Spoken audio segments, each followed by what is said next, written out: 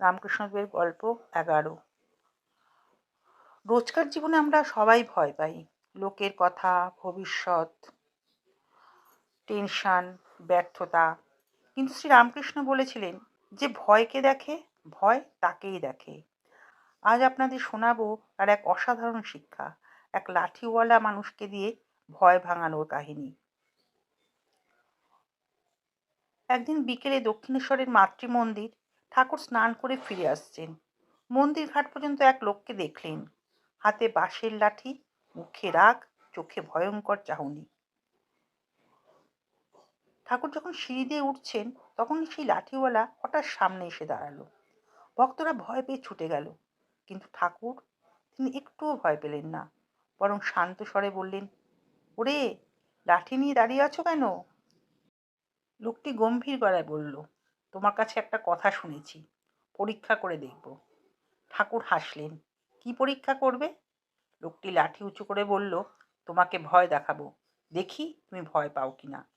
ভক্তরা দূর থেকে চিৎকার করতে লাগলো, ঠাকুর সরে যান, সে মারতে পারে। কিন্তু ঠাকুরের মুখে প্রচণ্ড শান্তি। তিনি বললেন, যদি মা আমাকে রক্ষা করেন, তোমার লাঠি কিছুই করতে পারবে না।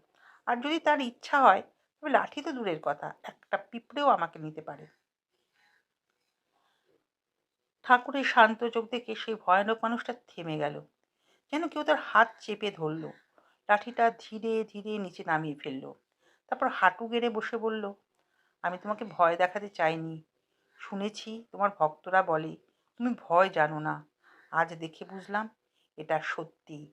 তুমি সত্যি ঈশ্বরের মানুষ। ঠাকুর বললেন, ভয় থাকে অজ্ঞানীর মনে। যে মনে ঈশ্বর আছেন, তার মন আলোয় ভরা। অন্ধকার সেখানে ঢুকতে পারে না। এরপর ঠাকুর বললেন সেই অমর বাণী, ভয় আসে নিজের মধ্য থেকে। যে মনে বিশ্বাস নেই, সে সব কিছুকেই ভয় পায়। যে মনে ঈশ্বর আছেন, তার কাছে ভয় মাথা নত করে। ভক্তরা আশ্চর্য হয়ে শুনছিল। ঠাকুর আবার বললেন, ভয় দেখলে মনে ভাববে আমি মায়ের সন্তান। মা শক্তি, আমিও শক্তির সন্তান। তাহলেই ভয় গলে যাবে। রামকৃষ্ণ বললেন, আজকের জীবনে আমরা অনেক ভয় পাই। ফেল করব, লোকে কি বলবে, ভবিষ্যৎ কি হবে। রামকৃষ্ণ বলেন, মনের মধ্যে শক্তি আনো, নিজেকে ছোট ভেবো না। তুমি মায়ের সন্তান, ভয় তোমার কিছুই করতে পারবে না। এই ছিল ঠাকুরের ভয় জয় শিক্ষা। যদি গল্পটি ভালো লাগে, পরবর্তী গল্পে আসছি আরেকটি অলৌকিক লীলা নিয়ে। জয় ঠাকুর, জয় মা।